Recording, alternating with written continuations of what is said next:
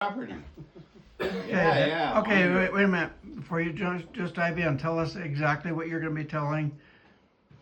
This is a story about my mother and father and how it came about that they purchased the 20 acres where the homestead is. Okay, and the story begins in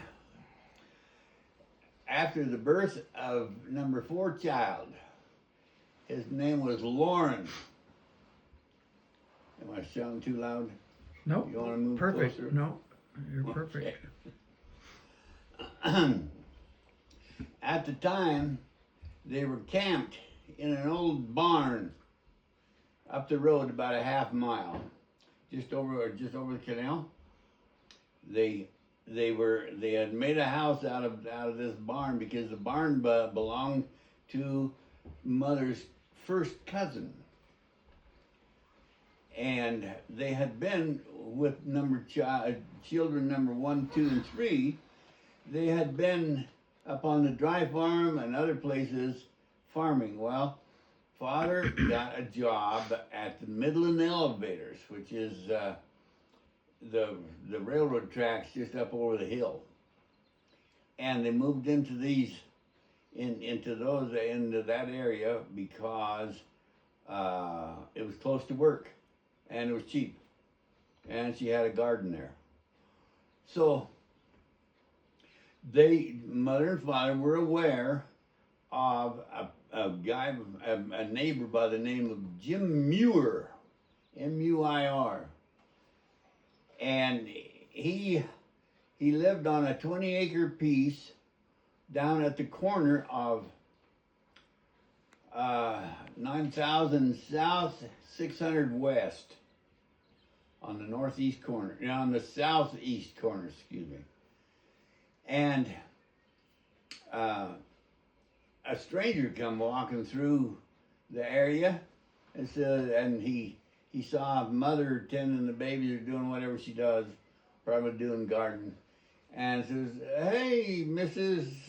Whoever, can you tell me how I can find Jim Muir?"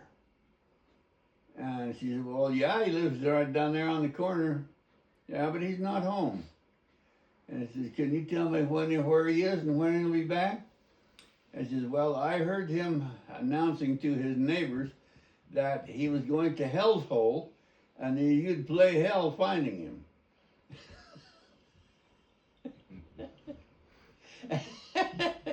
He says, "What's the problem? Maybe I can help you with the problem." He says, "Well, the problem is he owes me money." He says, Jim Muir says, "Well, I'm not paying him no money unless he can find me up in Hell's Hole." So Mr. Comstock was the banker's name, and he chuckles to himself and he says, "Well, we'll just take care of that property without Jim Muir." And so mother pipes up and says, "What, are you planning on selling that land?" And he says, "Yeah, Jim Muir ain't paying for it, and we're not going to let him keep it." So I said, "Well, sell it to me." My mother says, "Mr. Comstock, sell it to me." And she says, "I'll raise sugar beets on those 20 acres until I pay you every penny." And he says, "Well, what have you got for a down payment? We got to seal this deal with something." She says, "See that milk cow right there? You take that cow because that cow's mine. See, that was given to me by my father for my wedding present." And he says, "Mrs. Cook, you got a deal. I'll take your cow, and I'll give you the paperwork, and when you come into town, you stop into the office there, and we'll sign it up, and you'll be the proud renters and future buyers of the 20 acres on 6,000 West, 9,000 South." So my father comes home 5, 6 o'clock at night, whatever, and mother proceeds to tell him that they are now going to move out of the cow shed, and they're going to go and live in Jim Muir's house. And Dad asked, "Well, where's Jim?"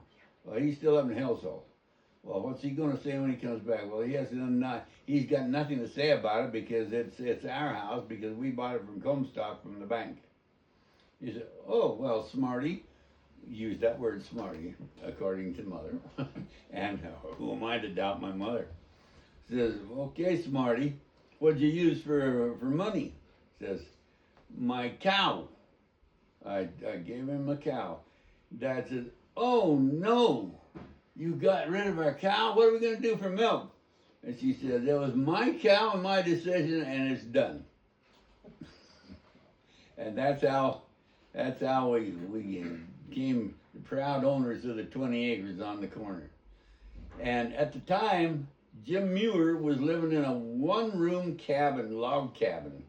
And I know it was log because I saw the logs come out of it when they tore it down. And Where was that at? that was at approximately, if I was going to guess, it was back in the day. It was called Route 2, Thornton, Idaho, and we just went by names, and everybody knew who lived where, and it was Route 2. Okay, so the first thing they did was clean the place up, because he was a pig, and he left that place filthy dirty, and so the older kids, mom and dad, they cleaned the place up and moved into it, and sure enough, Jim Muir comes back and says, what are you doing in my house? And my mother was up to the task. She says, hit the road, Jim, you're not living here no more. So he hit the road, and they added on 1, 2, 3. They added 3 rooms up top eventually, and they dug by hand with a shovel and a 5-gallon bucket, 2 basements under that log cabin, and that I mostly spent most of my life in the west basement, and it was cool in the summer and freezing in the winter. But we had a stove down there, and we could warm it up if you wanted to stay up long enough to feed the fire. And poor mother, when I brought my wife, my new bride, and we went downstairs, we took a 2-quart bottle of hot water and juggled that between us until the bed warmed up, and then we did other things to keep warm too. So we spent it was late March when we moved out of there and went up on the hill, the little white house on the hill, because at the time Roy Boulder was living in that little white frame house that he had appropriated from his father, Richard Boulder, who lost the ground, the land, and the potato processing plant to father, because father had loaned him some money. And Dick Boulder couldn't make the payment, so he lost his land and his house.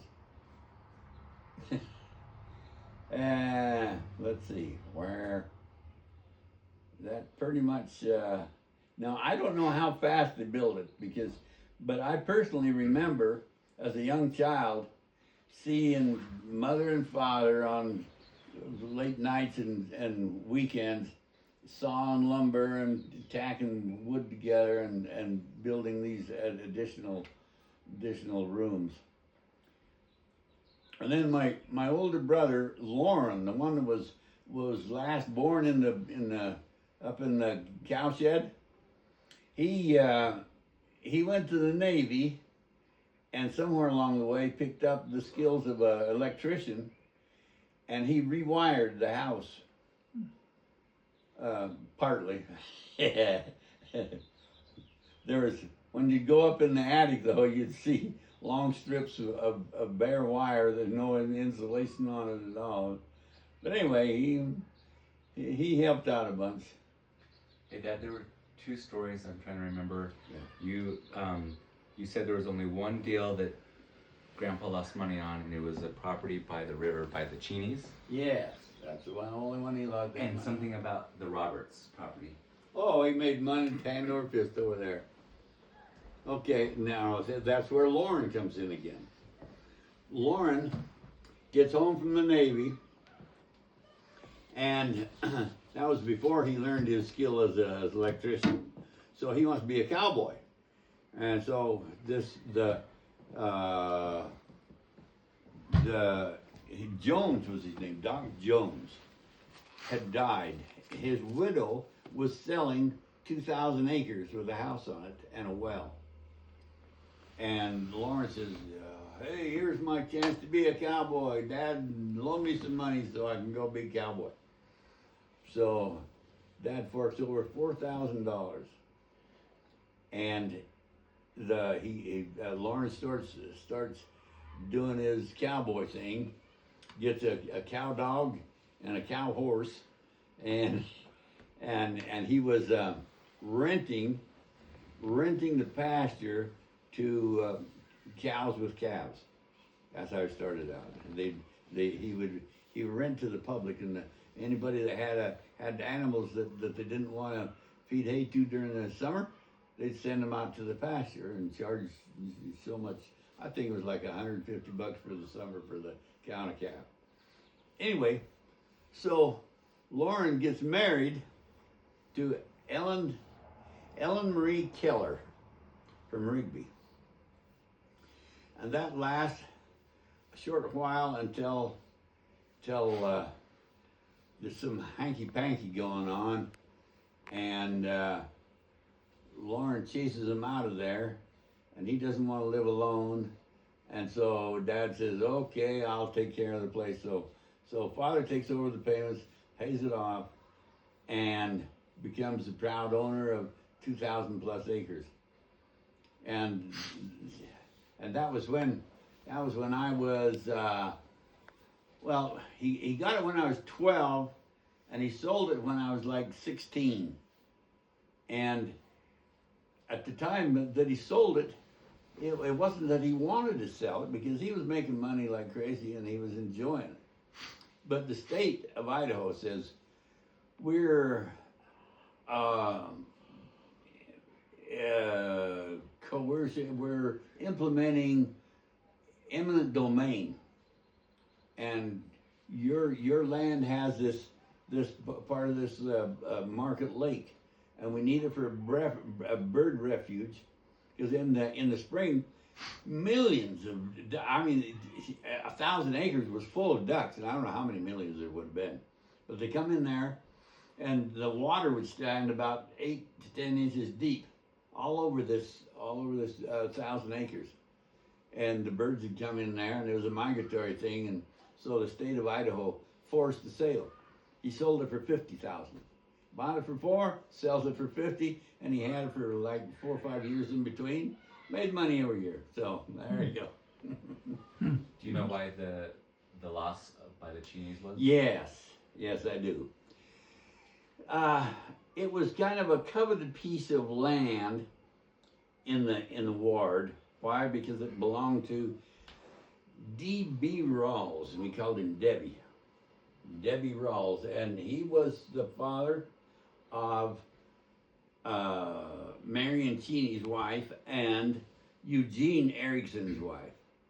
They were both Rawls, and so when it came up for sale, Father jumped at the opportunity, but it happened at a time when he didn't have any help, and he already had the dry farm. He had the 40 acres, and he just purchased another 40 from Randall, who was Lynn Randall. Lynn Randall married my mother's first cousin, a sister to the one that let him live in the barn up there. So anyway, he accumulated these properties, and Rel had just taken a job out in the desert somewhere, and I don't know what I was doing anyway. He said, oh, I can't handle it. So he lost money on the resale. That was the only time he ever lost, but it was short. The acreage up on the dry farms, you were saying something about like brothers had alliances, and then like someone got mad, and like they made a deal with one but not the other, and like there was like this transition of, is, no? Yes, something like that. See, father dry farmed that, raised peas, wheat, and barley, all non-irrigated. It was just rainfall. Well, the farmers down in the valley, they come into this new technology of irrigated sprinkler pipe. And so what do? They come down to the canals, buy the water rights, and pump it up on the dry farm, and now they can raise irrigated crops like potatoes. And so father has rented the property for $10,000 a year, and it consisted of 160 acres, 80 on each side of the road that goes up there. And this Gene Boulder was the one that rented it from him. And Gene was trying to run that, and also that's when father went into the potato processing plant, and that worked for a short time, but that was not a big money maker either.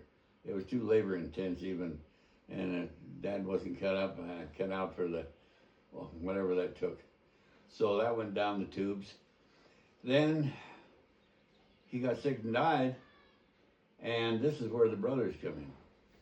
So everybody wants their cut. All the siblings say, "Okay, where's our cut? Give us our money. We want our money." Well, there ain't no money till I sell it. And so I advertise it for sale. And Spencer Orr was the first one that approached me about it. He says, "Well, I'll put a well down there, and we'll shoot that water up over the top, and I'll give you irrigated price for it." And I said, "Well, I am beholden to the Wilcox brothers because they have first dibs on purchase. But if they do not come up to the amount that you and I have agreed on, then I'll sell it to you."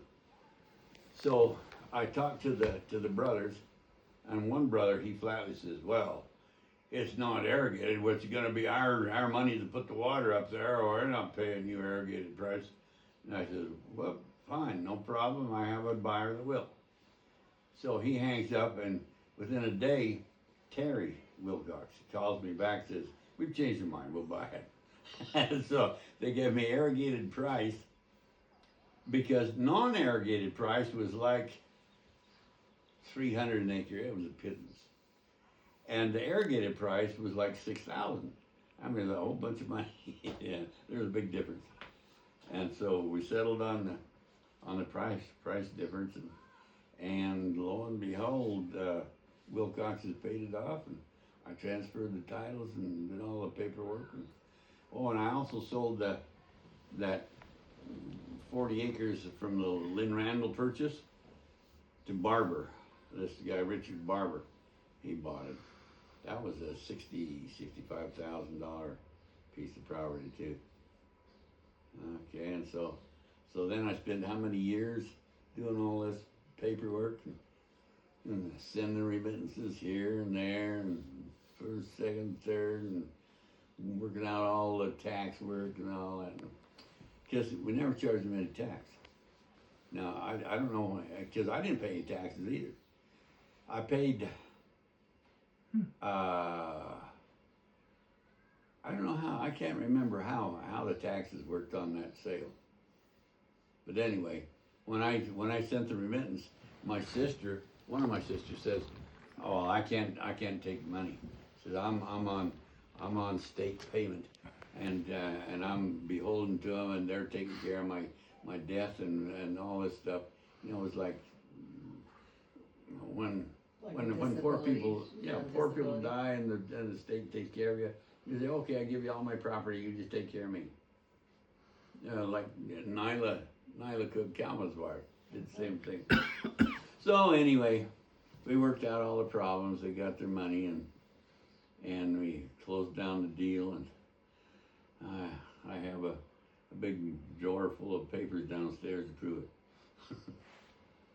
Do Wilcoxes still run the dry farms up there? Or Yes. just- Yeah. Yeah, they never did sell. They just farmed both sides. Well, wait a minute. Shane Sutton lives on the tail end of one of them. I'll have to back up. I don't know how it changed hands. Was the 80 acres like a one-time purchase, or was it a cumulative over time? No, it was one time. And what about the time when you were living alone out in Roberts? Just a minute, let me stop.